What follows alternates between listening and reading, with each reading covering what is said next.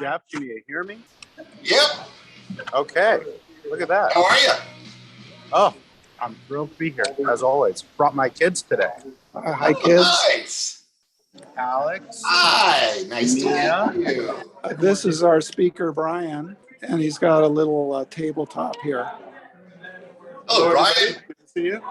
Very nice to meet you. Sorry, Whoever not that is, getting hello. wired. Who am I talking to? There's about 5 people up there. Hi, 5 people. Yeah. Clunk. Welcome, everyone. Thanks for coming today.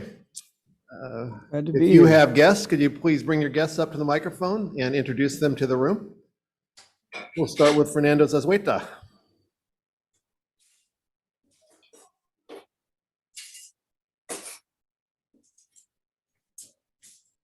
First off, thank you very much, President Forkenhagen.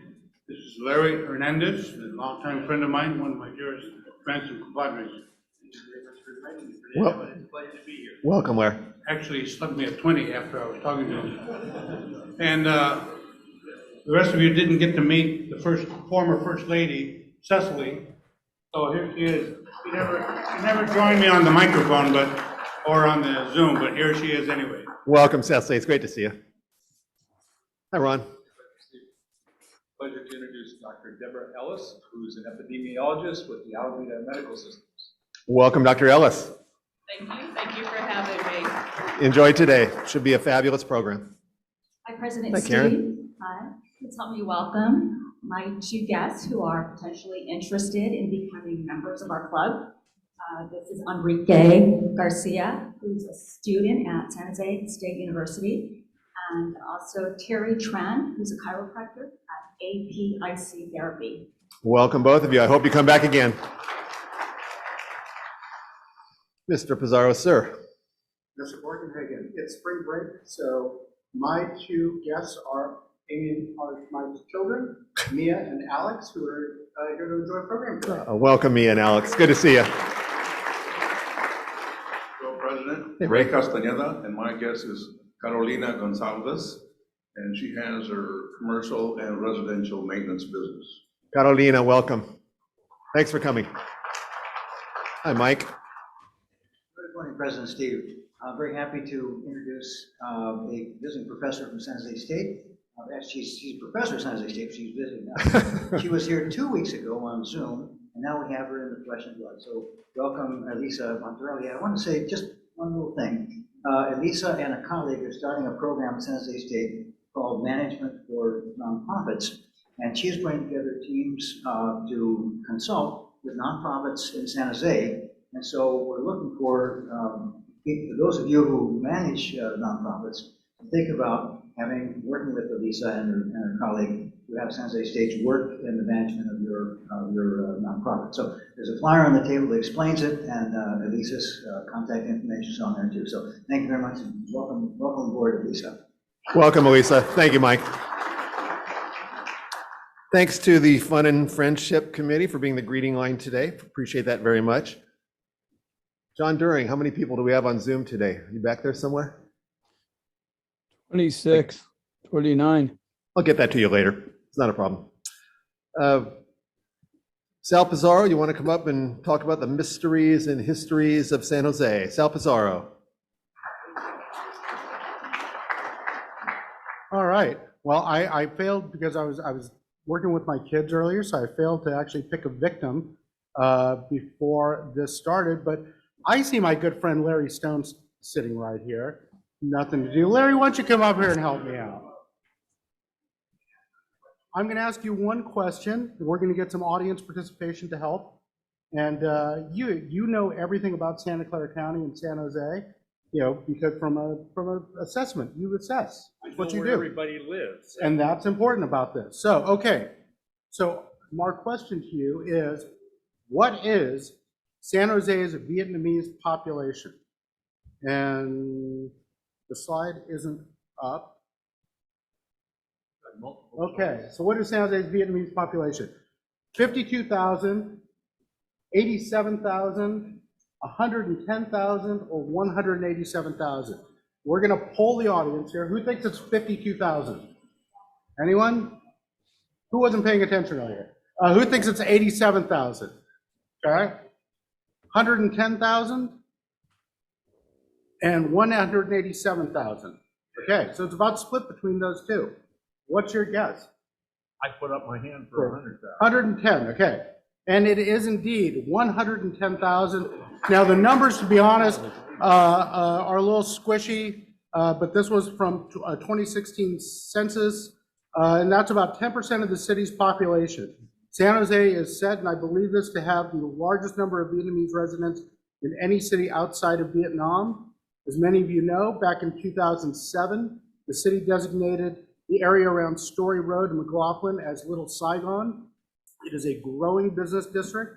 And, you know, we have a lot of Vietnamese residents and businesses to be proud of, including Lee's Sandwiches, which is a banh mi shop, a favorite of our family, which was founded in San Jose. Pulitzer winner Viet Tran Nguyen, who wrote The Sympathizer, he grew up in San Jose. And of course, Madison Nguyen was San Jose's first Vietnamese city council member. If you haven't been, I'd recommend visiting the Viet Museum at History Park. It's a fascinating look at the lives of people who came here following the war, and it's not mentioned here. Of course, there's a great example of that community and what they went through following the war. If you go see Viet Gone at City Lights Theater, which is showing through April 24th. So Larry, thanks for playing. You win absolutely nothing.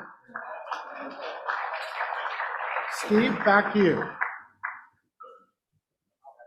I'll even move us back. I'll move us next. There you go. You're too damn fast, Sal. Just FYI, we've got about 30 people on Zoom right now, and we'll let you know later how many we have on Zoom at the end. And those of you on Zoom, thanks for joining us. We'd rather have you here in person, but if you can't show up, we'd rather have you on Zoom than not at all. Bert George, come on up. Bert's going to tell us about the Glen George Golf Classic. Can you believe Glenn's been gone for, I think, 20 years? Bert will tell you about it. Don't go away, Steve. 21 years now. So when he passed away, the Boy Scouts used to do a golf tournament with my dad, and I took it over, and we have done the Boy Scouts, but we've kind of spread the money around, and this year it's coming to the San Jose Rotary Club. So you see me up here giving more money to the club. So I've got a trivia for Hey, Stevie. Anton, I was just seeing if Steve, this what worked. is the best golf tournament charity you watch that in one. the world? All righty, I'll let you go. Glen George Classic. There you go. You got that one right. Very And it good. is the best tournament. I don't play golf, so I put on the best tournament though. And the reason is all my golfers in this room that have always come and helped me out, the Mike Blocks of the world, Dave Hendersons of the world, Stevie, and all my other friends that help. Every year I ask, what can we do to make it better? What can we do to make it better? Well, one of the key things was back in the old days when I did golf, Steve told me to stretch this out because we have extra time. So when I did golf, there were 244 golfers on any golf course, and you'd hit the ball and you'd wait. And you'd hit the ball and you'd wait. And I hated golf tournaments. And that's one of the reasons I gave up golf. It took too long to do it. So what we do differently with the Glen George Classic is we get sponsorship money. So when you walk in, we're not trying to sell you raffle tickets. We're not trying to get a bunch of golfers. We've already got the sponsorship money. So we have no more than, I don't think we've ever had more than 85 or 90 golfers in this tournament. So we have a beautiful gourmet lunch. This year it's at Los Altos Golf and Country Club, last few years. We give a lot of fun prizes away, and it's just a relaxing, beautiful day. Best wine, of course, at any golf tournament because I supply the wine. And it's just really a nice day. So a foursome, this is May 9th, by the way. So it is the day after Mother's Day. We do that every year. You notice I'm talking slowly. I'm stretching it out, Stevie. May 9th. To get a foursome, it's $3,500. That's where the sponsorship part comes in. And then if you want two foursomes, it's only $6,500. But what we don't spend on your food and wine, we give to the Rotary Club of San Jose. How cool is that? Huh? Very cool. We've only got a few slots left. Seriously, we sell out every year. Contact myself, Steve, Leslie, and please join us. Thank you, Bert. I've played in literally hundreds, if not thousands of charity golf tournaments in the last 50 years. And this really is the best one. Bert's not just blowing smoke. It's incredibly fun. This is a way to donate to the club painlessly. So please sign up. Los Altos Country Club is in wonderful condition. It's absolutely first-rate club. So real golfers, you're welcome. Please come. Next up, we have Dan Orloff. Dan, come on up. Dan is going to talk to us about his Rotary moment. Not the day he joined the club, but the day he really became a Rotarian. So Dan Orloff. Thank you, Steve. I actually have two Rotary moments, and I too have to stretch a bit. Thank you, Steve. So it was 1972, and I had my driver's license for 3 weeks in Daly City, where I grew up. My grandfather, Solly Orloff, was president of the Rotary Club there in Daly City, the Westlake chapter. So I grew up in a family where I was taught it wasn't just what you knew, it's who you knew that made things happen. Well, a few weeks after getting my license, I was driving with my buddies through Daly City and right in front of our paint store at Westlake, and I got pulled over by Daly City's only motorcycle cop for an illegal U-turn. And so driver's license registration, my buddies are laughing their ass off. And I handed my license and he said, "Are you Solly's boy?" My grandfather. And I said, "Yes, that's my grandfather." He threw the license at me, got on his motorcycle, drove right into the parking lot at the paint store. And I could see him by the time I started my car walking into the paint store. So I was a hero for a while at my high school because I was let off of a ticket by Daly City's toughest cop. But the day I became a Rotarian happened about 20 plus years ago. Nancy and I, running Orloff Williams here in San Jose, had hired a woman to act as our receptionist. And she was the most qualified of the people we interviewed. She was in a work release program. She had been in prison for assisting in the embezzlement of a man that co-opted her at a company she worked for, and she was in a halfway house right down on East Santa Clara Street, and we were this direction. But we liked her, so we hired her, and she was a great employee. And one day when coming back from somewhere, she was crying at the reception desk, and I asked what was going on, and she said, "Well, my mom, who lives in Pennsylvania, who she had not seen in a long time, is dying, and I can't get a work release and to go visit her." So I sat at my desk and I thought, what could I do? So I called a fellow Rotarian, George Kennedy, who was our DA at the time. And George said, "Well, you need to call John Ball. Judge John Ball, may he rest in peace." And he gave me John's number. So I called the number, and it turns out it's the bailiff in court while John's actually presiding over something. Carl, I could see you smiling. You could see this whole thing happening, right? And he goes, "What is this regarding?" I said, "Just ask John to call Orloff. Here's my number." That was about 2 in the afternoon. By 3:30, Rachel got a work, I can't even say that, it's hard. She got a work release from the sheriff to go visit her mom. 3 days later, her mom died. So I think that was the day that I became a Rotarian, and the power of what we do here, where it isn't just what we know, it's who we know and who we love. Thank you very much. Thank you, Steve.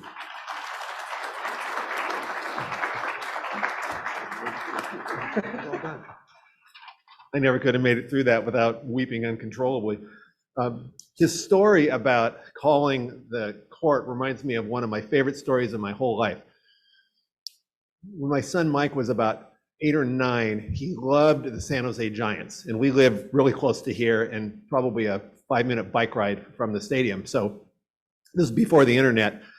And so he said, "Dad, can we go to the San Jose Giants game today?" And I said, I don't know if there's a game. Why don't you call San Jose Giants?" So we go to the Yellow Pages and look up San Jose Giants phone number. And any of you who like baseball, really, you'll get this story. It's about minor league baseball and how cute minor league baseball is. So he has the number. I said, well, go ahead and call the stadium and see if there's a game and what time, blah, blah, blah. So he calls the number, and this guy answers the phone and says, San Jose Giants, may I help you? And Mike's about to say, is there a game today? And the guy says, hold on a second. And Mike hears the same voice go, the batter, number 26, Frank Thompson. And he comes back on and said, yeah, there's a game today. And Mike says, thanks. Is that minor league baseball in a nutshell right there? He probably was mopping the bathrooms earlier in the day too. As a restaurant guy, I can relate to all that. A reminder, what Dan Orloff just did, thank you, Dan, that was really wonderful. I'm looking for volunteers for the rest of my period. I'm only going to be here for a few more months. If you want to come up and tell your Rotary Moment story, please just call me, tell me, and I will invite you up to do that. So Suzanne St. John Crane, hi Suzanne, has been the chair of the program committee for quite a while. Suzanne probably feels like about 10 years, right? And she is stepping down, and the new chair is going to be Charlie McCollum. I just wanted to recognize Suzanne. Probably the most intense job in the whole club, including being president, is running the program committee. So can we give Suzanne a real round of applause?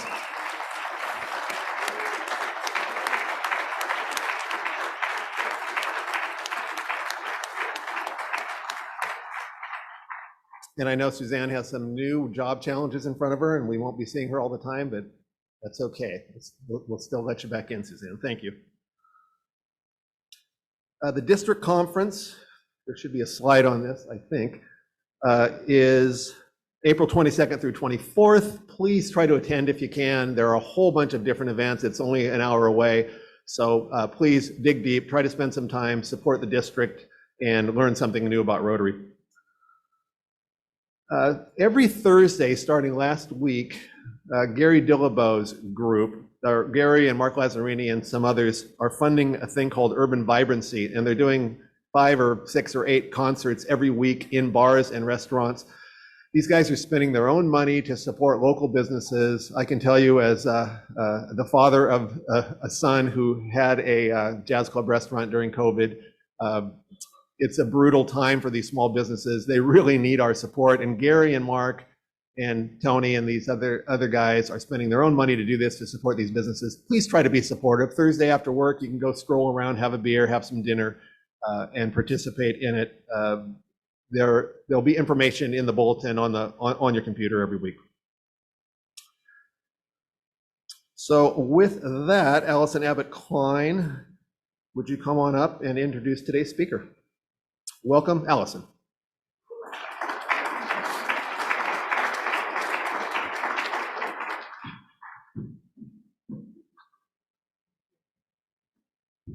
Wow, I'm actually here in person. I'm not on Zoom. Anyway, good afternoon to everyone on Zoom and everybody in the room. All families have histories, and if you look closely, most are absolutely amazing. And our speaker today will shine a light on his family history that shows no matter how imperfect we are, we continue to perfect our nation. Raised in San Jose, Bryan Avery is a Bell graduate and has a degree in physiology and neurobiology from UC Davis. Professionally, he is chief technologist and director of systems development for Peraton. Did I pronounce that correctly? I've actually had the pleasure of knowing and working with Bryan for the past 6 years as we serve the community together with the Sovereign Order of the Knights of St. John. And we have many of our members of our order here today to support Bryan. So the Tuskegee Airmen might be best known for proving that Black men could be elite fighters during World War II and fly fabulous planes. But they were instrumental in fighting segregation through nonviolent direct action, which actually became a cornerstone of the civil rights movement. Could you please give a warm Rotary welcome to Bryan Avery.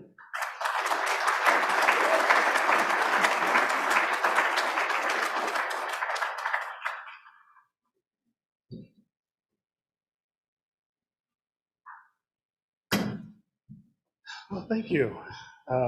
It's good to see everybody here and see so many friendly faces that I've known throughout the years, so it's wonderful to be here. So as Allison said, today we're going to talk about the Tuskegee Airmen. I'll talk briefly in general about some of what they did and what they were able to accomplish. Yeah. Okay, you got it. Lean in. Is this better? Perfect. So I'll talk a little bit about the Tuskegee Airmen in general, but I want to spend some time talking about a very specific incident that occurred in 1945. It's an incident that's very personal to me because it's an incident that my grandfather was involved in. So I'll spend some time talking about that. Before I begin, though, I do want to say I write children's books. And so I get the opportunity to spend a lot of time with a lot of children. And so I've had this conversation with a number of youth groups and library groups and classrooms. And so what we'll talk about today is really the conversation that starts after I finish talking with the kids. Typically, a teacher or a librarian or a parent will come to me and they'll say, "This was great, I really enjoyed it, I didn't know anything about it, but why are we talking about something from 75 years ago?" And it's a reasonable question, and I have two answers for it. The first answer is this. So hopefully my daughter's not watching on Zoom right now, or she's probably horrified, but this is my daughter, Ashley. This is a school project she worked on a number of years ago. She's actually almost 17 now, so this was about 10 years ago. She managed to somehow work on this in secret, and I didn't see it until I came to back to school night, and it was hanging on the wall. So these kinds of stories are important because they're a part of our family history, but they're also a part of American and world history. And it's important to keep those stories in mind and to think about what we can learn and to build pride from them. The second reason is this.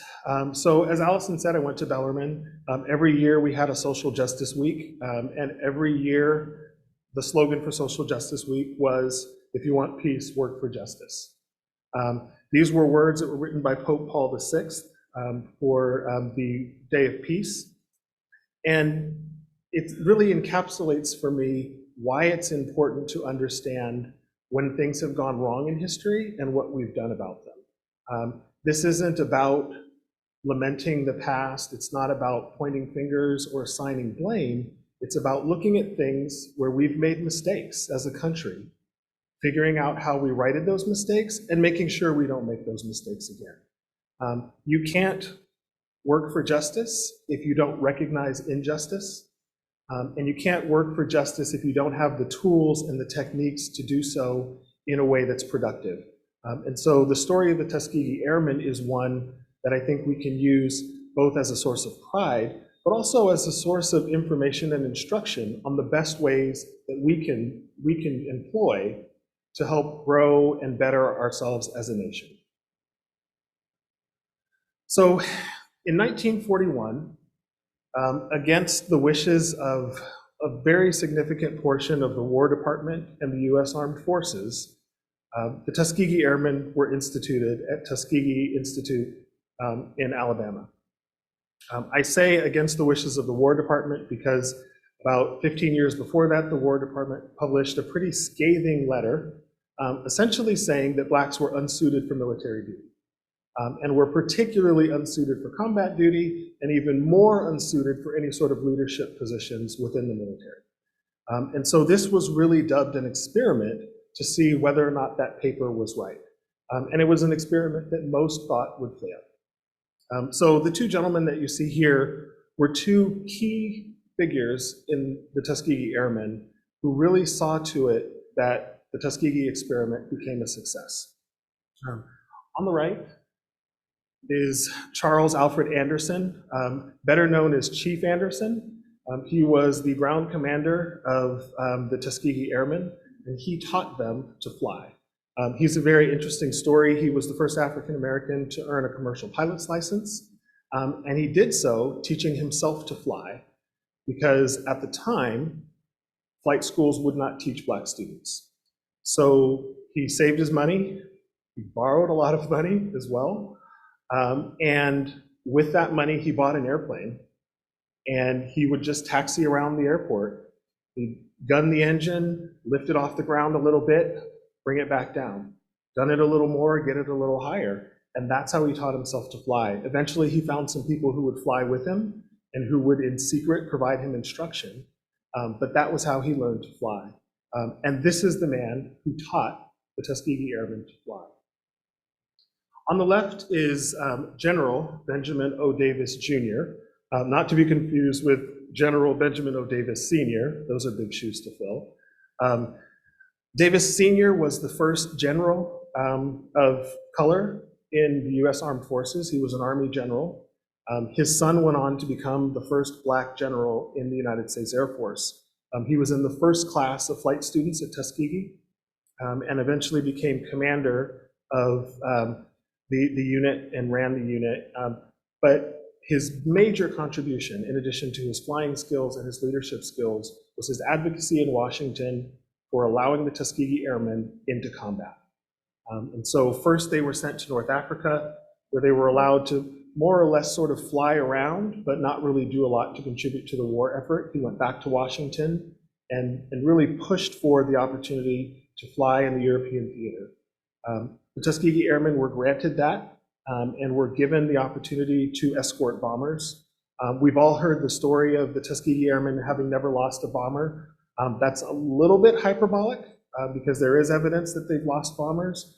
But in terms of their success rate was so high, they became the requested unit for bombing missions throughout Europe in the war. So these two men, along of course with many others, but these two men really helped to drive the success of the Tuskegee Airmen. So there were more than 15,000 Tuskegee Airmen. Not all of those were pilots. In fact, about 900 or so were pilots. But Tuskegee Airmen were also navigators, they were nurses, maintenance staff, all of the people who worked to ensure that these units could thrive and could support the war effort and could succeed in their missions. Not all Tuskegee Airmen were men. So Willa Brown holds the distinction of being the first African-American woman to earn a pilot's license in the United States. Someone always raises their hands and says, well, what about Bessie Coleman? Like Chief Anderson, Bessie Coleman found that she could not get a flight education here in the United States, so she actually went to France, and that's where she got her pilot's license. Willa Brown was actually the first to earn a pilot's license here in the United States. She took that pilot's license and she created her own flight academy. And so at this time, the US government was creating what they called civilian training programs to teach people to fly. She actually created and ran a civilian training program in Chicago, where she taught a lot of men who went on to Tuskegee to fly in the military, either as combat pilots or instructors or as maintenance mechanics. Mildred Hemmons Carter was the first civilian hired at Tuskegee to work on the Tuskegee experiment. And she did everything. She was a pilot, so she flew when there was maintenance on craft, she would fly those. She manned a bulldozer to help lay the groundwork for the flight lines. So she stuffed parachutes, everything that needed to be done in those early days, Mildred Hemmons Carter was involved in. Callie O. Gentry was a stenographer. And so anytime there was an accident, an issue, something of note that needed to be captured, it was her work that captured that. And so many of the books that you see on the Tuskegee Airmen reference work that she collected. And then lastly, Della Rainey. So Della Rainey was known as Ma. I've heard a number of people say, never knew her name was Della because everybody just called her Ma Rainey. She was the head nurse at Tuskegee. She trained all the nurses. She corralled the pilots, which, if you know pilots, it's difficult. She kept everybody in line. She was sort of that mother figure that really drove and protected the unit and made sure that people did what they were supposed to do, that they were where they were supposed to do. She did so much more than just nursing. So these four women, and many more like them, really contributed to the success of the Tuskegee Airmen. And I always like to talk about them because we never talk about them. Never talk about them. And so this was something that it's always really important to me to make sure that I include. We're going to skip the aircraft. So the Tuskegee Airmen fought abroad. They flew they escorted bombers. They flew missions to strafe ground targets. They trained flying B-25 bombers, and we're going to talk about that in a moment. But something big and significant that they did is they also fought for equality here in the United States. The logo you see there on the right is the Double Victory logo. This was first published in the Pittsburgh Courier in 1942, along with an editorial describing the fact that Black military men and women were really fighting two wars. We're fighting oppression and unfairness and inequality abroad. We're fighting those same things here at home. And so this Double Victory campaign carried on throughout World War II with the understanding that we have to fight and we have to continue to fight for freedom abroad. That is important, but equally important is fighting for freedom at home and making sure that we get freedom at home. And for many of the people of that era, not just freedom for ourselves, but freedom for our children and those that come beyond us, so that this can be a more truer representation of freedom throughout the world. Has anybody seen this photograph before? Sometimes come across people who've seen a picture of it. It's a pretty innocuous looking picture. There's some people standing around. Looks like they're waiting. This to me is a pretty terrifying photograph. And if you read the words of the officers who are represented it, a lot of them were pretty scared. So this photograph was taken on April 13th, 1945.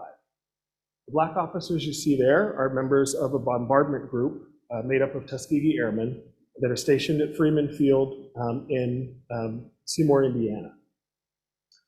They're under arrest because these officers had attempted several days earlier to use the officers' club on the base. And the officers' club was for whites only. So in groups of 2, 3, 4, they walked up to the officers' club, asked to be let in, and were told no and sent away. Over 100 officers did that night. Shortly after that, they were called in to meet with their commanding officer, and they were given a piece of paper to sign. That piece of paper said that they understood and would submit to Jim Crow regulations on the base, which dictated that there were areas for whites and areas for blacks. They refused to sign. They were then told, "I'm ordering you to sign this." And they said no.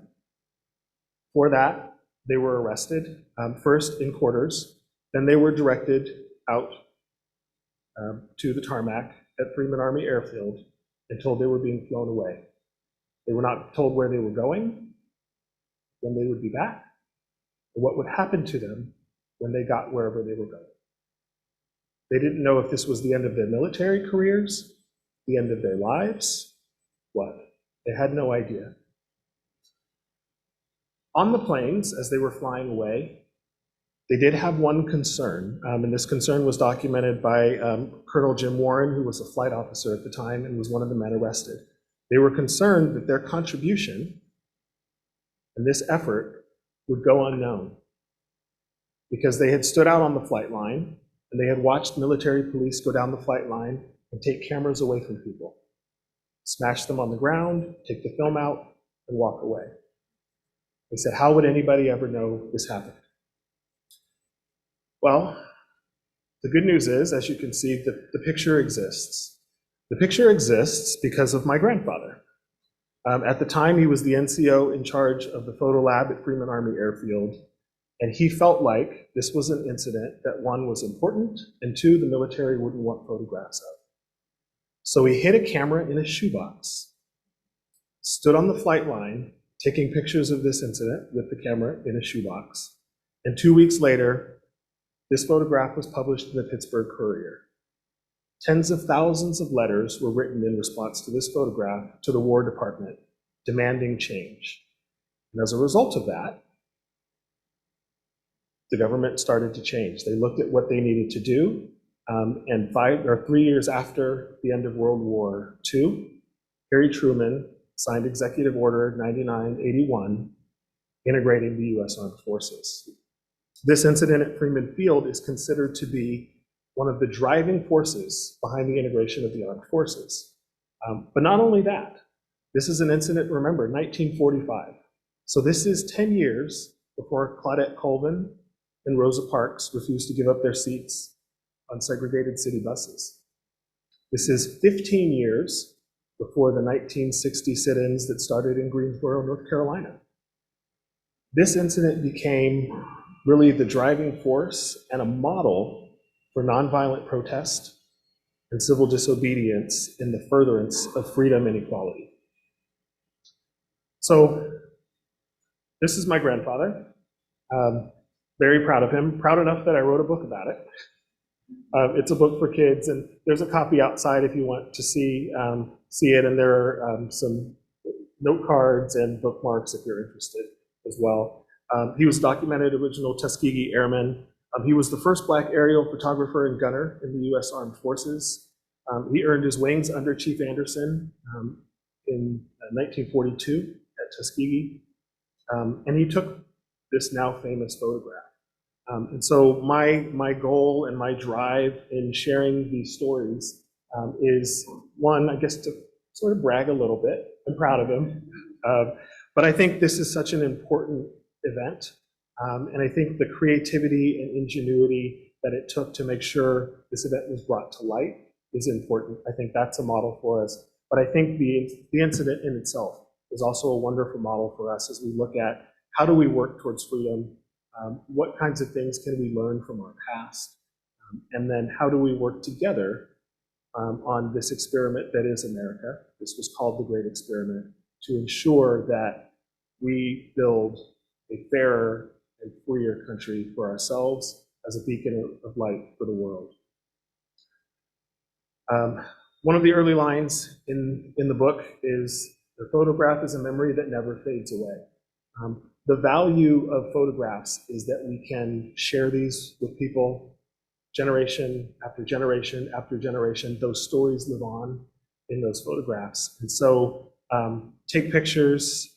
It's always a wonderful thing to look back on, whether it's a momentous occasion or something small. We can always look back on those photographs and say, you know, we were here, we did this, and we can remember those things. And then particularly in the case of situations that matter to us all, let's document those, let's keep those, let's share those, because those are the memories that help bind us together and that help us continue to work towards a better world. So I'll leave with this little girl again. I'm sure she's cringing at home. I'm sorry, Ashley. As just the reminder, I always like to finish with Ashley because it's a reminder of why I do what I do. There are millions of kids like my daughter who can pick these books up, who can learn these stories, who can share them with others. And so this is, again, why I do what I do. The work Rotarians do here and around the world is so important as well. I absolutely love this banner in the back. I think it's so important. It's one of the things I try to think about before I get up and speak about an event. Is this the right thing to say? Is it the right place to say it? Is it the right way to say it? So with that, I will leave you. Again, thank you, Allison, so much for asking me to come. It's been a pleasure, and thank you all for having me. And I think Steve will take some questions if you want.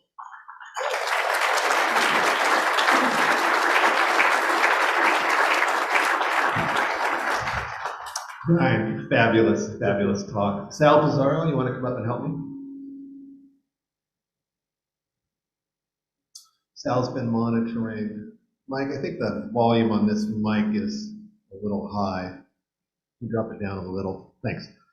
Sal's been monitoring the Zoom, so he and I are going to together work on the Q&A for Bryan. I'm sure there are lots of them. Anybody with questions, please come up to the microphone in the center, and please remember, if you have a red badge, you go right to the front of the line. And excellent. So we're going to go back. I will be a blue badge soon, I hope. We're going to go back and forth. I'm going to have Maggie ask a question, then Sal's going to offer one from Zoom, and we'll just keep working through the questions. Maggie, go ahead. My question is, the story you told was very compelling, but what happened to them, to the soldiers? You said they didn't know where they're going, What happened to their, they were in an airplane? That's a great question. So, so they were flown away. They were actually flown back to Godman Field, which ironically enough is where they came from. They had started their training at Godman Field. Godman Field became too small for the B-25 bombers they were flying, which is why they moved to Freeman Field. They were flown there and arrested, which was also ironically enough where we were keeping Nazi prisoners of war. And a very sad story in all of this is that the Nazis used to laugh at them because the Nazis were treated better in the imprisonment than they were. So eventually they were released. By the end of April, they were released. Like I mentioned, tens of thousands of letters were written to the War Department. This incident stayed on their records until the 1990s when they were finally officially exonerated. Yeah, that's an excellent question. Steve, we've got 40 people on Zoom. And one of the questions so you have 4 more tables filled here. I thought you were going to say we have 40 questions. No, we don't have 40 questions. We've had a couple of comments about how important and interesting this has been. But we did have an early question asking about, we hear Tuskegee Airmen. What was Tuskegee? Can you explain the origins of where that was? Yeah, absolutely. So Tuskegee is in Alabama. It's a town in Alabama. Tuskegee is also a university in Alabama. At the time, it was called Tuskegee Institute. It is now called Tuskegee University. And so at Tuskegee Institute, the government built, when I talked about like the civilian training programs, they created a civilian training program there, and then eventually decided we're going to house an Army airfield at Tuskegee. And so it's a town, it's a university, and it was a military base. Thank you so much. I was actually texting with a friend of mine whose father was a Tuskegee Airman. Oh, cool. And she didn't find out till a couple of years ago. So she's like, so anyway, I'm sure she'll be getting the book. It just occurs to me as I'm sitting here listening to your storytelling, right? That this hits us, I think, at such a personal and profound level. And yet publicly, what we see is this unhealthy, dysfunctional debate about things like CRT and ethnic studies, when actually, as a parent, I just want my kid to learn real history, right? Because I never learned any of this. And so my question to you would be, how do we actually use personal stories, or is there a way to actually lessen the threat, the volatility, the politics around this, and to your point, be able to look back and understand how we got here as a way of healing? That's a great question. So a little bit about the book. So the book started as a story, a nonfiction book about what happened. And that can be challenging for people. And I mean that in the challenging sense of the word. There are people who will pick this up and feel challenged by it. And so ultimately what I wanted the opportunity to tell a story in much the way that I normally do when I go out and I talk to kids. I've been going out for over 15 years now, talking to kids about the Tuskegee Airmen. And I just sit and talk with them. I have a board that just has pictures on it. And then we just kind of go through the pictures and we talk depending on how much time we have. And that was what I wanted. And so this is actually, the story in here is nonfiction. It's just a story about a little girl whose father has been arrested as one of the Tuskegee Airmen at Freeman Field. And she doesn't know if she's going to see him again. But they always collect pictures and photographs. So she goes to the flight line to try to get a photograph of him before he's gone. And ultimately, like all the other cameras, her camera's taken away from her. But she finds a man who, it turns out, has a picture. And that man is my grandfather. And so she's able to get a copy of the picture. I think when they're personal stories, it's harder to point at people and use acronyms and different things like that and say, this is what you're doing. And I think we need to do more of things like this, where we just talk.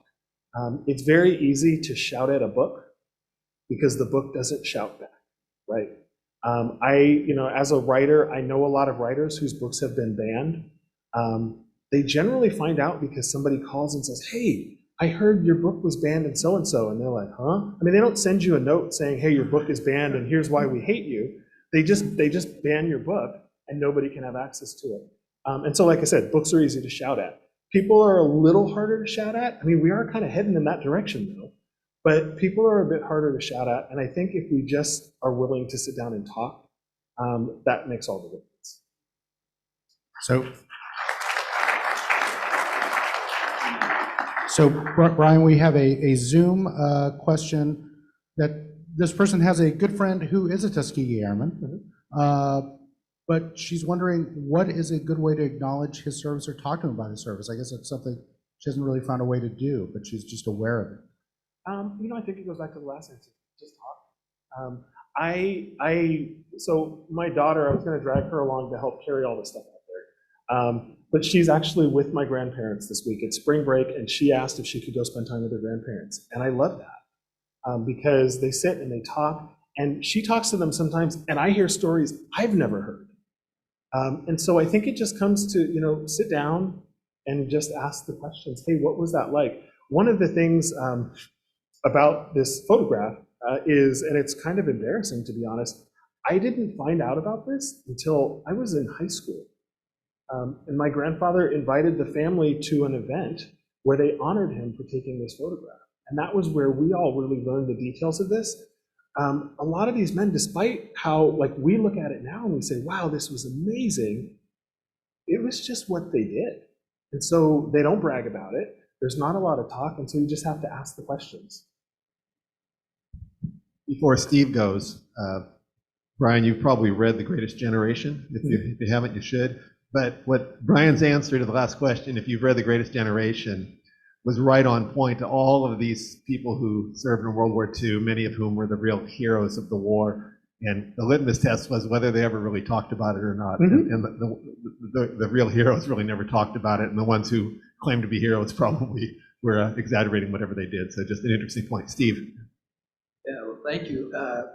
As more books are being written and we're seeing movies that address some of these subjects, it's appalling how many of our Black servicemen were treated when they returned from the war. We had a speaker a few weeks or months ago that wrote a book called The Color of Law, and talks about how Blacks were discriminated against in their housing. But are there any real success stories that you've learned about of men that came out of the Tuskegee program, or women, that went on to have illustrious careers or opportunities? Well, that's the thing. A lot of them did. You just don't hear about it because they were Black, right? As I said, so Benjamin O. Davis Jr. was, he started out as a lieutenant when he first became a Tuskegee Airman. He actually, by virtue of the fact that he was, at the time, one of the few Blacks who'd been through the U.S. Military Academy, progressed pretty quickly through the ranks. In fact, at one point in the space of about a month and a half, he went from being a captain to being a lieutenant colonel, which is incredibly fast. And eventually he became the first Black general in the U.S. Air Force. People like Chappie James, who became the first 4-star Black general in the armed forces. And so there are a lot who have been successful. It's the issue of whether we talk about them, and a lot of times we don't. We don't talk about them. And so I think, again, it's important to have these discussions on a larger scale. So when we talk about military history, talk about all of it. And not all of it's pretty, right? And that's okay, kind of. But it's important to talk about it. And it's, I think, particularly important to talk about the parts that aren't so pretty, because we have made big strides. And I think it's important to acknowledge that and to acknowledge how we made those strides. So I would say we have to keep talking about it. We have to be willing to have more books about it. It's tempting to say, well, we have a book about the Tuskegee Airmen. Do we really need another one? Yeah, we kind of do, right? Because there's a lot of stuff about the Tuskegee Airmen that people don't know. And so I think there's just value in continuing that conversation. We don't have anything else on Zoom right now, so Fernando. Yeah. You said this was going to be an easy one. I'm going to find out if we can get a copy of this recording to give it to mom and dad, because I think they'd be very proud to hear what you had to say today. Okay. Also, I wanted to address something that was said here, that we don't hear a lot of this history. It turns out, and I said this before, if we really reported history the way it occurred, we wouldn't need any Mexican American studies or Black studies or Asian American studies, because it would be part of our history. But what happens is those are not reported.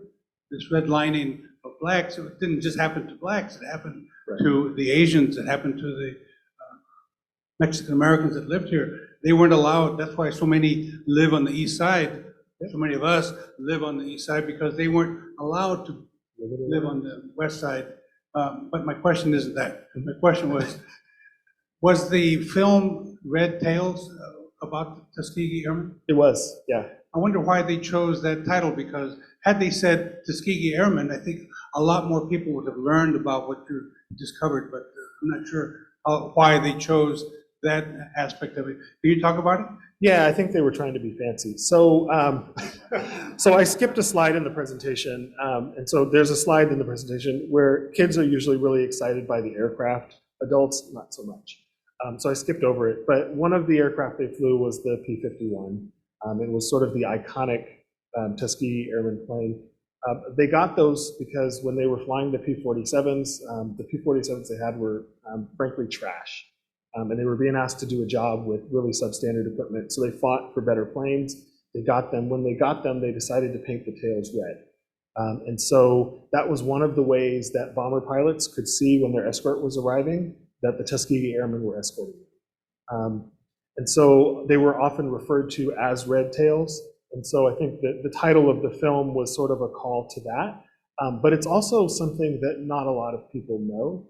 And so I think when you're close to it and you know the history and all of that, it's something that's obvious. If you're not, and the whole point of that movie was to sort of teach people about the Tuskegee Airmen, it's really kind of an obscure reference. Dave. Thank you for your words today. Could you talk a little bit more about what happened to your grandfather post World War II? Yeah, so my grandfather was a career military man. So he served in 3 wars, World War II, Korea, and Vietnam. He retired midway through Vietnam. He was a photographer, loved photography, and so for as long as I can remember, he had a camera. I always tell kids, because they have no idea what I'm talking about, that he had like one of those handheld cameras, and they're like, oh yeah, like a little handheld camera? And I'm like, no, like the one you hold on your shoulder. And they just look at me. So they're like, I don't think that's a thing. I'm like, trust me, it is. I've actually considered finding a picture of him holding it and putting it in my presentation for kids because they never believe me. And so he was, he was wonderful for us. As a child, he left school very early, which was pretty common back then, to help work to support his family. But education was incredibly important to him. And so one of the things that he did when he passed away is he left money to pay for all of his grandchildren to go to college. That's how important education was to him. And that was just kind of the man he was. And again, he didn't make a big deal out of it. It was just a thing he did. And so it was, I always felt very fortunate to grow up around him. He talked a lot, but not so much about himself. And so I learned a lot from him. I learned a lot being around him. And had, I think a great opportunity to grow up with a grandfather who had done so much for the world, but was also like right there for me. It was just a really kind of a cool thing. Mike? Thanks so much for the talk. I'm very inspired by that. As I mentioned outside, I taught for 7 years at Auburn University, about 20 miles down the road from Tuskegee. Right. And when I got, and of course, Auburn was the historically white college in the middle of Alabama, and Tuskegee was historically black. And I went down and met my colleagues, historians down at Tuskegee, and as I mentioned, we put on a video course on Black history. But the question was, my question is that while I was there, I always took a lot of people, out-of-town visitors to Tuskegee and see the museum there and talk about the history of the city. But it also, Tuskegee had, the town itself and also the university, had a problem with corruption. There were people who steal money and that sort of thing, and bribery and so forth. And the other HBCUs also had problems of those sorts.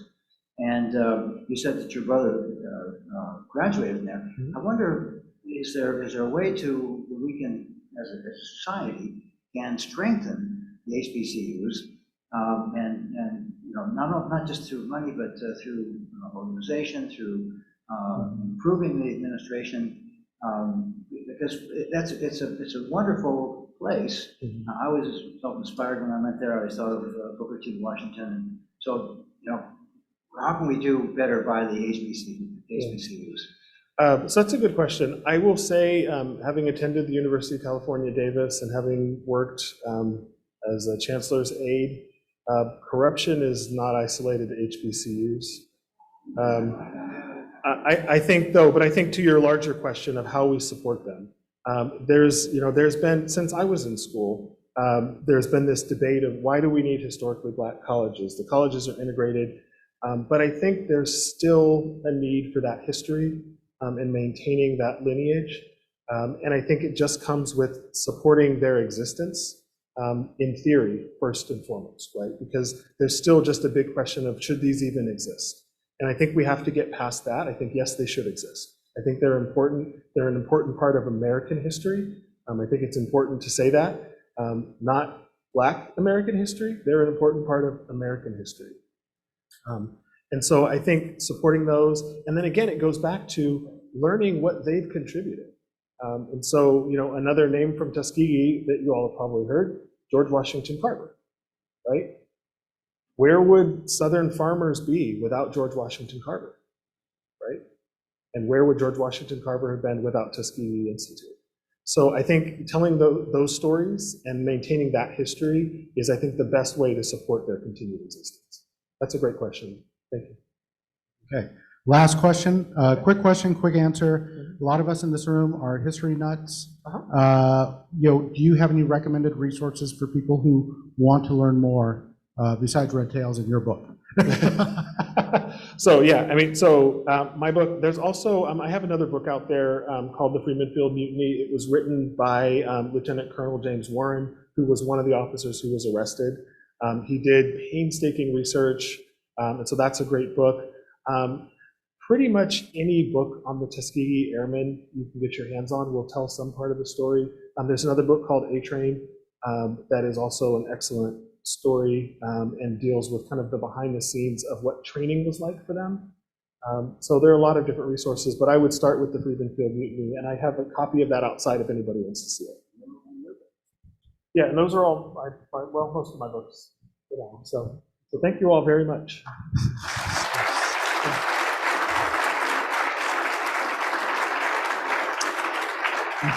Stay for 1 second, Bryan.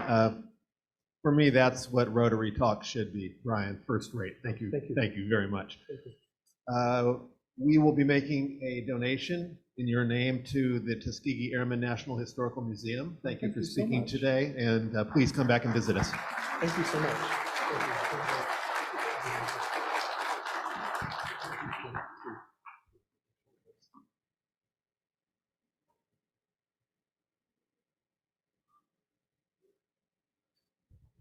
Two weeks in a row, I feel like the point guard. Don't get up and leave yet. Give me 30 more seconds, please. Next week, our speaker is Barry Lawson Williams, speaking on corporate board diversity. 2 reminders. Please fill out the lunch survey that was sent to you. Quiet just for a moment, please. The lunch survey that's in the bulletin. And also, would you please be good citizens and bus your own tables? With that, I'll say thank you. We'll see you next week, and please keep coming. Bye-bye.